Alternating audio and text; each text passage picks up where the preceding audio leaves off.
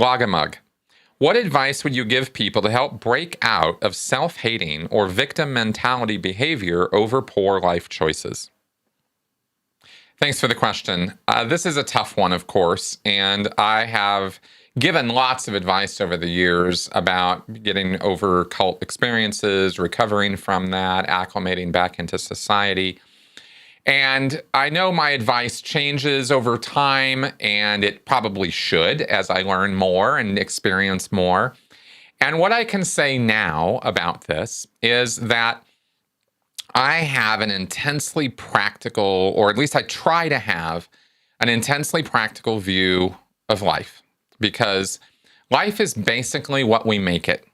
And there are a lot of expectations and a lot of responsibilities and obligations sort of laid on us from a very early age as to what success is, how we should measure success in our life, what is a good life, what is a happy life, what is happiness, what is joy, these kind of things. How should we how should we approach life? And I've of course experienced all of that and thought, for many, many years that I was saving the world. So I thought I was right on track with doing the things I was supposed to be doing to have a happy and successful life. I mean, what could be better than saving the world? What could be better than pursuing the dream of helping everyone universally and truly making a positive impact on the entire planet? I mean, that's a pretty big, star high kind of goal. And that was what I was operating on. So I thought, there we go. I'm doing exactly what I should be doing to have the best possible life. And then I find out, at 42 years old, that it was all based on a bunch of lies and I had been taken for a ride. I know a lot of people have very negative reactions. I sure did, when they learn something like that, and it can be a devastating blow. It can be very, very difficult to deal with.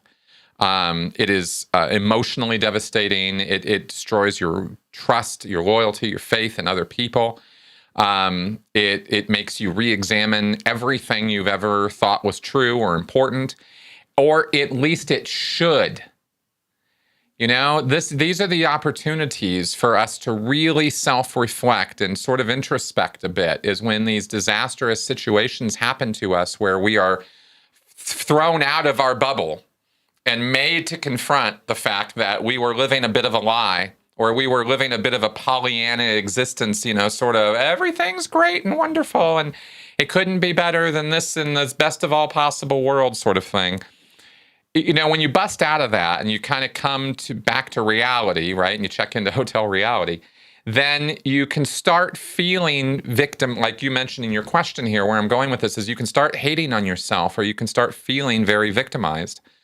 Again, in personal experience, I have run these gauntlets, and I have all the time. Like, this is not a one-time deal, right? You go through this over and over again. You have ups and downs, and ups and downs, and those downs can be pretty low sometimes.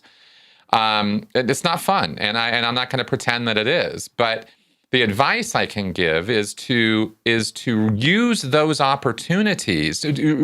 First off, look at them as opportunities. Look at these changes and these devastating periods of loss or grief or change as opportunities, because they are that.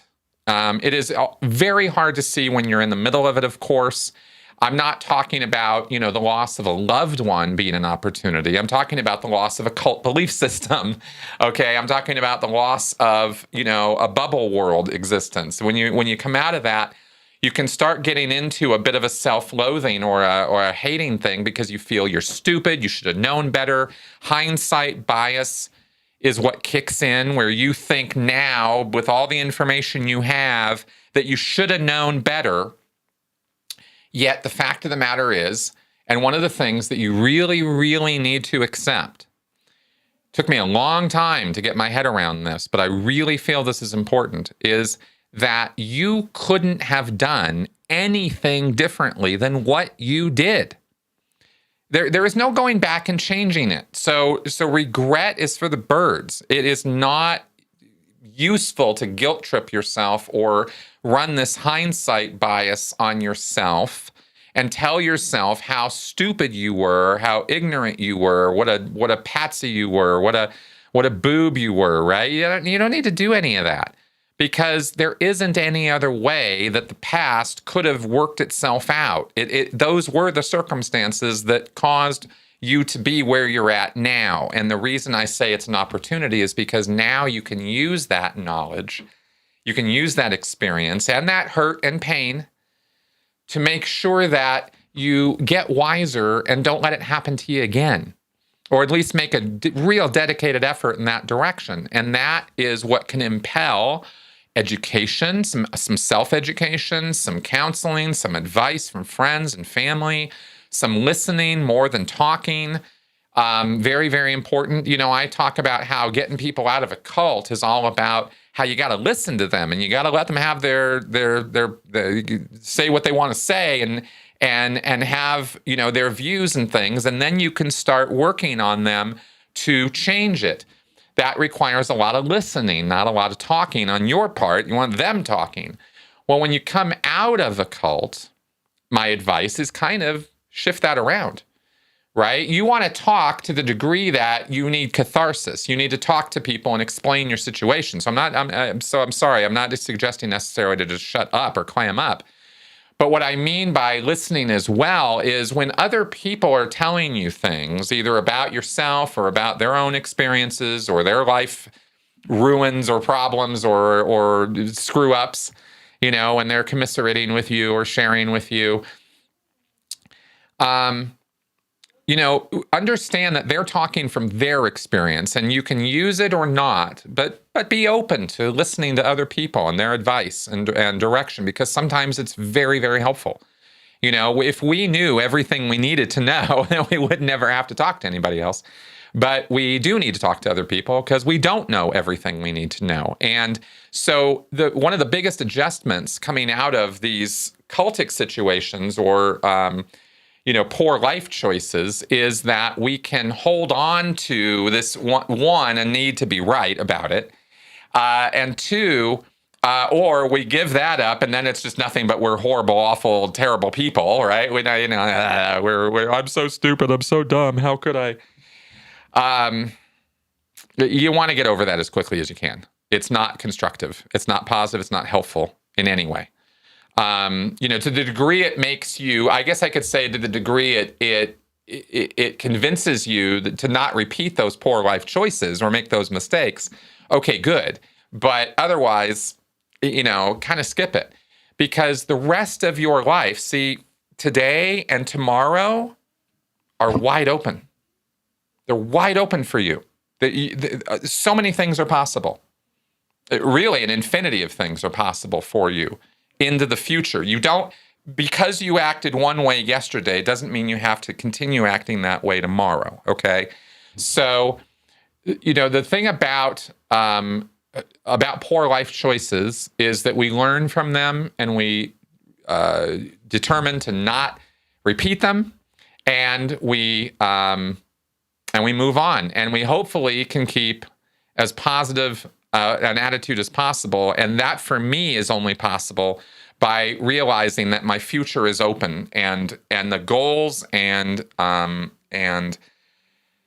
what goals, I guess, the meaning that my life has or the purpose that a life has is self-assigned. You can make your own purpose. You can make your own game, so to speak, in life and then operate on that. And that's where my advice goes, is to create a new game, a new purpose, a new meaning for your life. Don't try to get other people to give you purpose or meaning, or define yourself compared to other people, or try to emulate other people to the degree that you're trying to be them. Those are poor life choices. Those are bad ideas, So once you get, for me, getting out of the cult and defining myself by, L. Ron Hubbard's standards, David Miscavige's standards, Scientology standards, getting rid of all that, now I can define myself by my own standards. I don't have to listen to anyone else tell me how I should be or what I should do. And it's taken me a long time to get to that place. And I'm still, of course, affected by other people. And I'm still, able to be talked to, manipulated, influenced by other people. But I am much more in the driver's seat as far as how I make my life choices and what direction my life's going in now. And I have a very independent attitude about it.